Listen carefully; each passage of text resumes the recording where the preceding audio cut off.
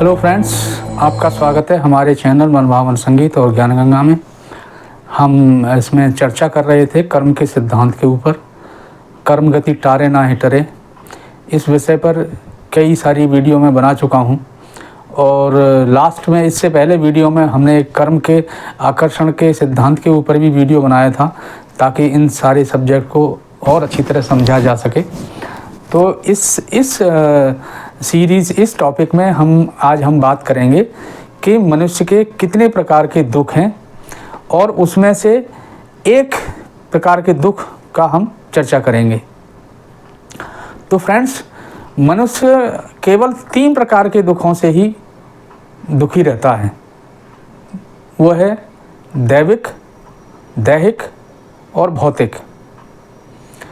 दैविक दुख तो वे दुख हैं जो मन के दुख के कारण होते हैं, जैसे आशंका, ईर्ष्या, क्रोध, अपमान, कृतज्ञता, विक्षोभ, वियोग। ये मन के दुख हैं, तो इनको हम दैविक दुख कहते हैं। और भौतिक दुख और दैहिक दुख। दैहिक दुख तो आप समझते हो। दैहिक दुख वे दुख जो आपके शरीर के द्वारा हों, बीमारियाँ, शारीरिक कष्ट, वे आपके दैहिक दुख में आते हैं। और भौतिक, जैसे महामारी, भूकंप, युद्ध, इस तरह की परिस्थितियां, ये हम भौतिक दुख में कहे गए हैं। तो फ्रेंड्स, इन सारे तीनों दुखों के कारण शारीरिक, मानसिक और सामाजिक कर्म ही हैं। इन तीनों दुखों के कारण, जिस तरह से शारीरिक दुख हमारे शरीर के कारण है, दुख बीमारी है। दैविक दुख वे दुख जो इच्छा पूर्वक, पूरी तरह से जानबूझकर किए, और उससे भावनावेश, तीव्र बुद्धि से प्रेरित होकर किए गए पाप।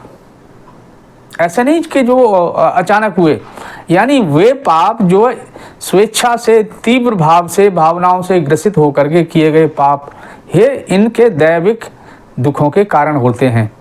उसमें ईर्ष्या, घमंड, क्रूरता, ये चारों इस दुख के आपको संकेत हैं। अब चूंकि आत्मा, आज हम दैविक दुख के बारे में ही चर्चा करेंगे। तो फ्रेंड्स, क्योंकि आत्मा ये सब चीज़ों को, आपने देखा होगा, इससे पहले हम बात कर चुके हैं बाहर मन और अंतर्मन। तो ये सारे, उसमें बाहर मन जो स्थूल प्रकृति है, उसको इन चीज़ों का पता नहीं होता, इस केस में नहीं पता होता।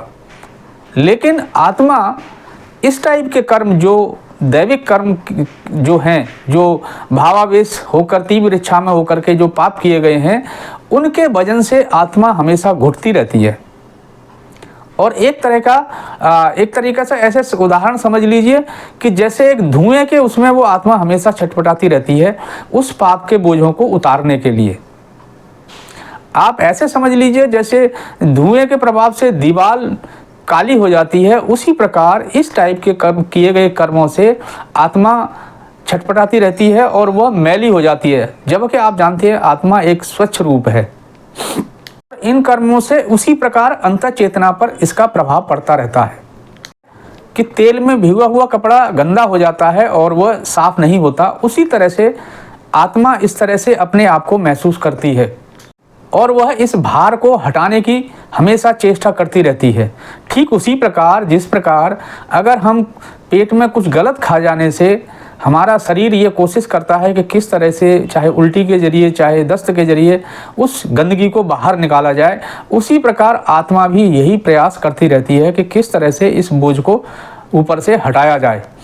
अंतर्मन ऐसे अवसर ढूंढता रहता है जिसमें कि इस टाइप की, इस भार को किस तरह से हटाया जाए, और जिसी के वजह से आपको ईर्ष्या, द्वेष और अंतःकलह, ये आदमी को महसूस होती रहती है। और जैसे ही इसका अवसर आता है, आत्मा तुरंत उस चीज़ को अपनी अंतर मन की व्यथा को व्यक्त करने लगती है और वहीं उसी समय आदमी को दुख का प्राप्ति होने लगती है। और उसी तरह किए हुए कर्मों के द्वारा आकर्षण के सिद्धांत के अनुसार वह आत्मा उस दुख को आकर्षित करती है जो कि आपके मन स्थिति में महसूस होता है। तो फ्रेंड्स, आज का हम केवल यही टॉपिक कवर करेंगे। आज का वीडियो यहीं समाप्त करते हैं। हमारे इस वीडियो को शेयर और लाइक करें और चैनल को सब्सक्राइब करें। धन्यवाद।